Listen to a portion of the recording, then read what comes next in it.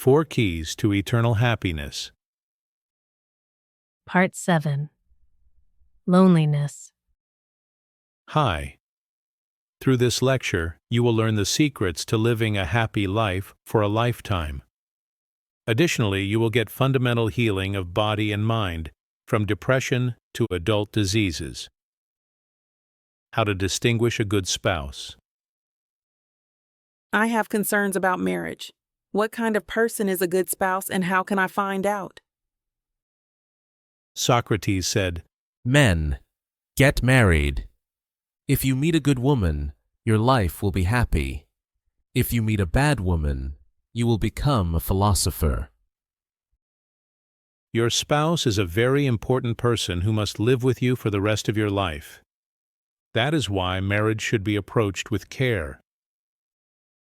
Here is the word that young people should be most wary of. You'll meet someone better next time. Even straw shoes have their match. There is no reason for a good person to fall from the sky without my efforts. A person who is good to me is also good to others. That is why it is really hard to find a good spouse.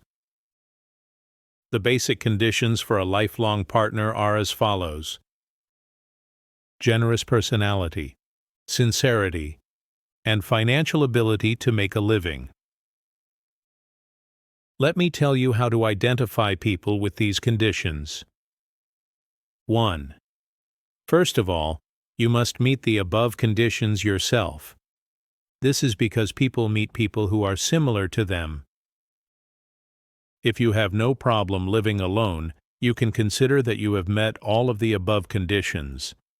Living alone means that you have the financial ability to take responsibility for yourself and are sincere enough to take care of yourself. And sincere people have good personalities. In addition, you need to be able to live well without relying on anyone so that you don't fall for the trick of hormone when you meet the opposite sex.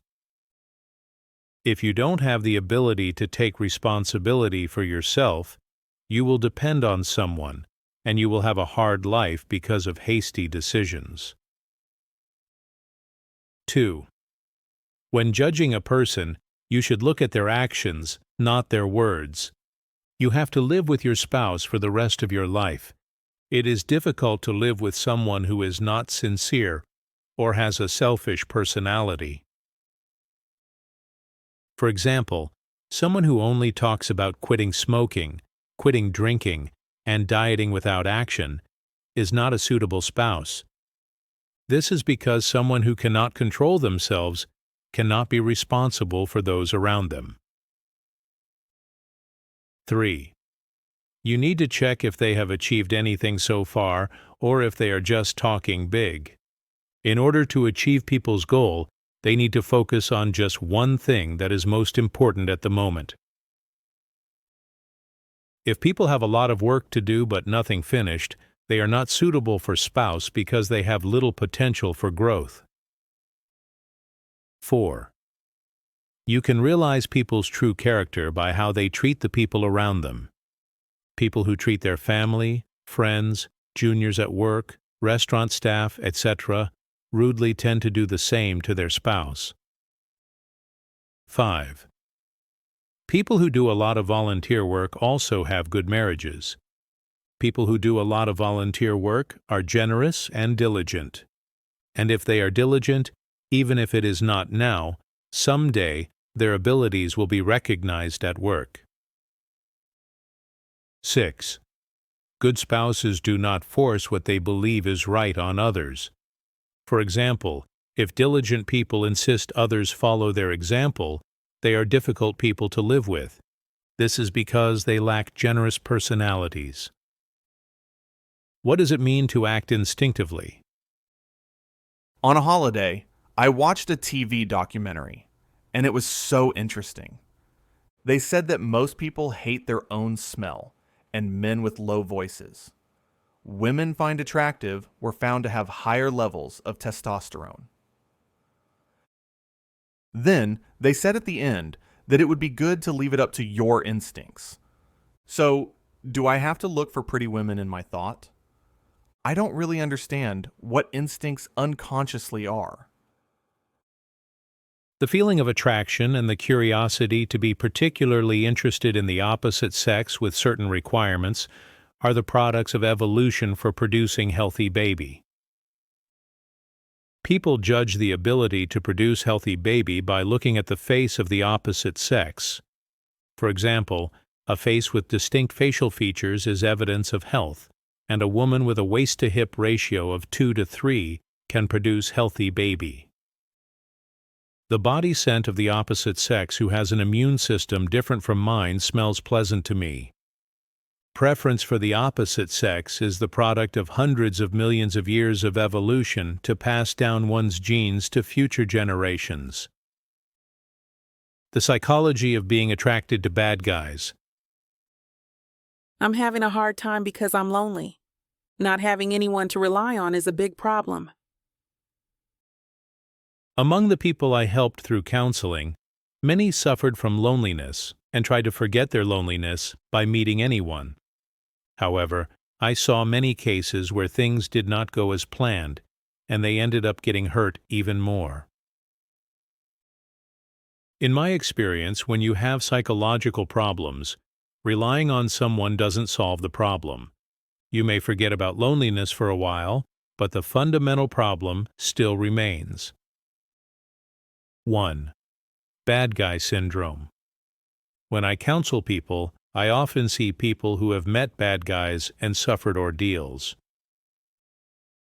Many of them are physically and mentally wounded by habitual verbal abuse and beatings, and some are left with permanent scars on their hearts due to unwanted pregnancies, and some live with the burden for the rest of their lives.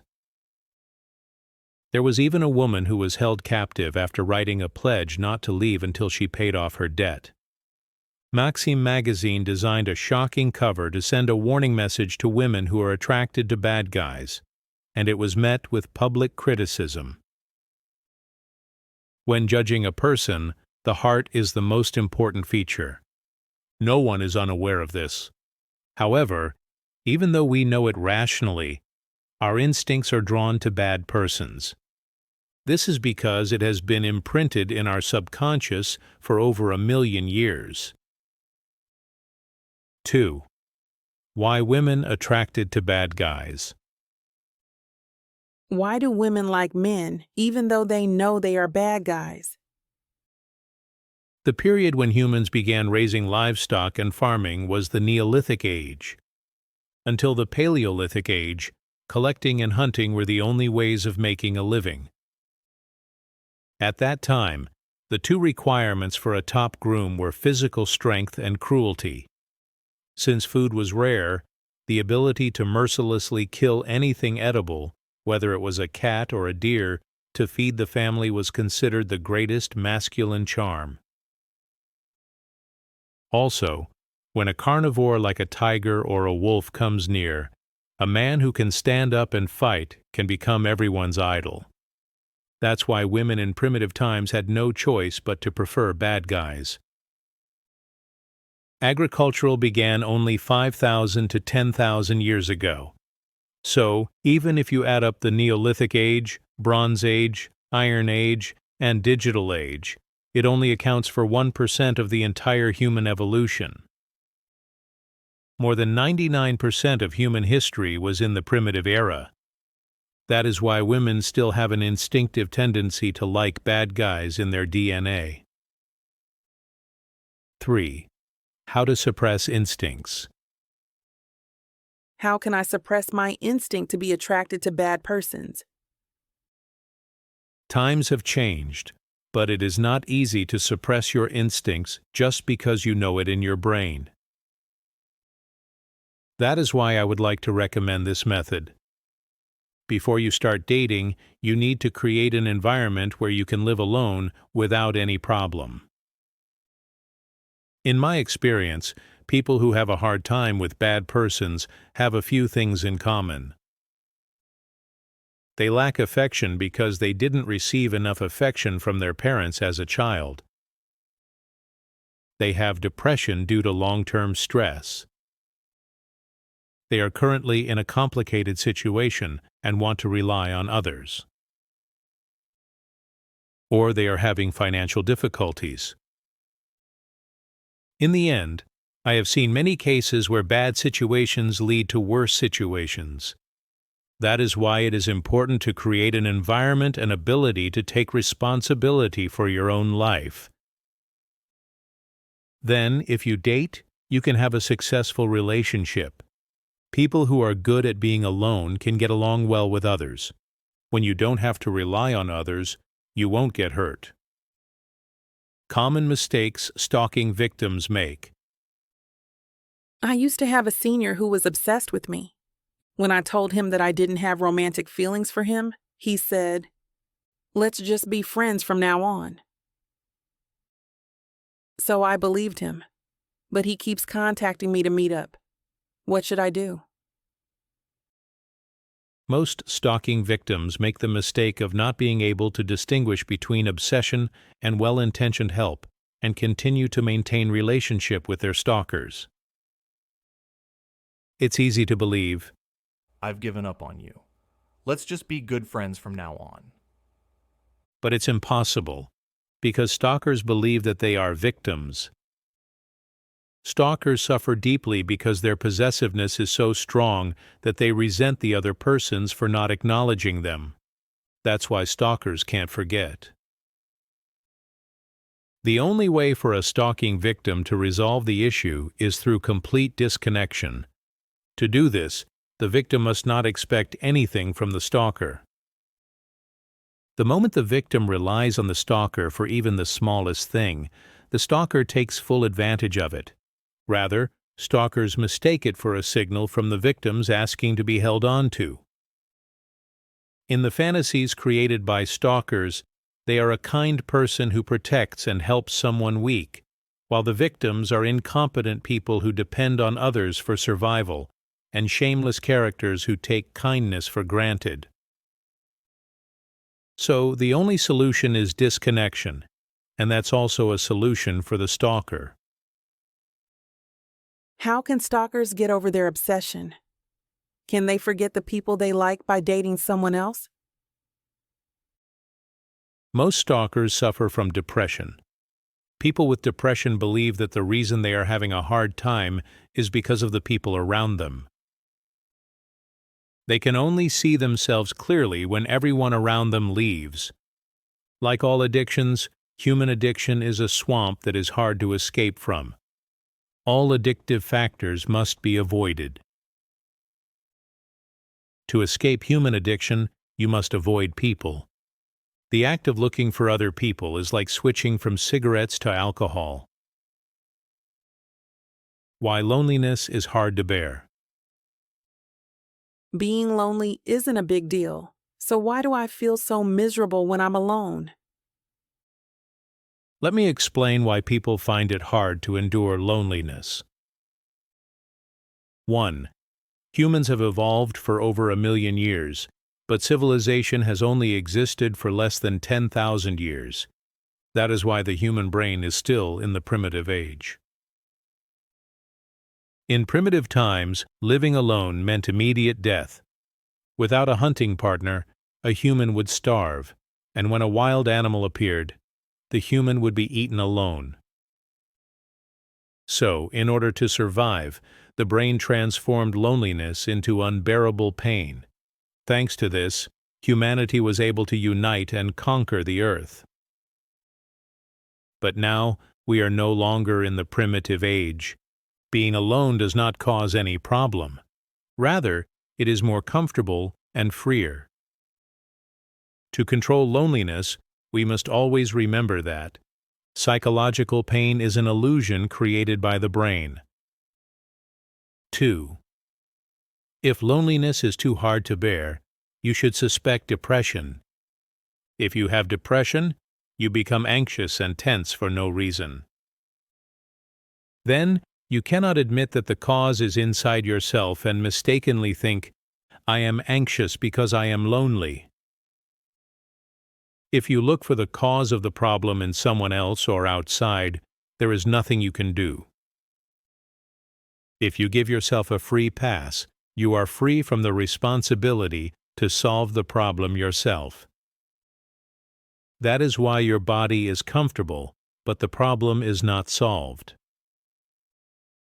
If you find the cause of the problem within yourself and actively treat your depression, your life will become happier. Then, loneliness will no longer be painful. The source of revenge.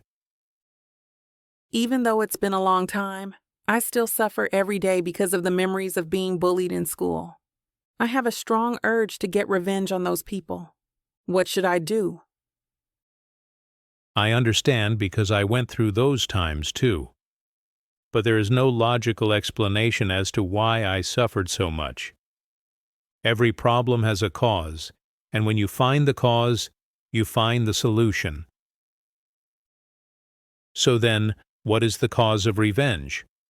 Here's my conclusion. Revenge is a product of primitive evolution. Millions of years ago, our ancestors came down from the trees and survived by collecting and hunting.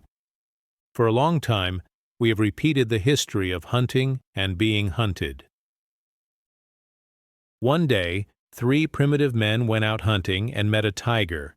One of them was killed by the tiger, and 2 primitive men survived. Primitive A was shocked for a moment, but soon calmed down. Primitive B felt great sorrow at the death of his companion and made a decision to take revenge on the tiger that had caused him such great pain. B dug a deep hole under a tree where tigers often appeared. He then placed sharp tree branches in the bottom of the hole and covered the entrance to the hole with branches to hide it. B, who had been hiding for several days, reveals himself when the tiger appears and attracts the tiger. When the tiger sees B and chases him, he quickly runs away and climbs up a tree. The tiger that was chasing him falls into a hole and gets hurt by a tree branch. B, who got down from the tree, takes revenge on the injured tiger with a rock and a spear. B, who killed the tiger, is now safe. After that, he meets a spouse, has children, and starts a family. The gene for revenge is passed on to the next generation. What happened to A? A, who had no special feelings about the death of his companion, went hunting again without any preparation and became food for wild animals. As a result, A did not have a child, and the gene of forgiveness was not passed on to future generations. This process has been repeated over millions of years to create us. In primitive times, survival of the fittest was an unwritten rule. But that is not the case now. If you have been harmed by someone, the best course of action is to never meet that person again. If you still want revenge, you can ask the law, and the law will take care of it. You don't have to take revenge yourself. It's not just revenge. Most negative emotions, such as jealousy and anger over a spouse's affair, are legacy of the primitive era. They are survival instincts from a time capsule that has no meaning to us living in the 21st century. From now on, when your mind gets negative emotions, do this. 1. First, get out of that place. 2. Wait until the excited emotion comes down. 3. Calmly think about the answer to the following question. Why does my mind pour out such unnecessary negative energy? Just knowing the cause and knowing that negative emotions are nothing more than fear of an illusion will help you manage your emotions. Thank you for attending this lecture. See you in the Part 8.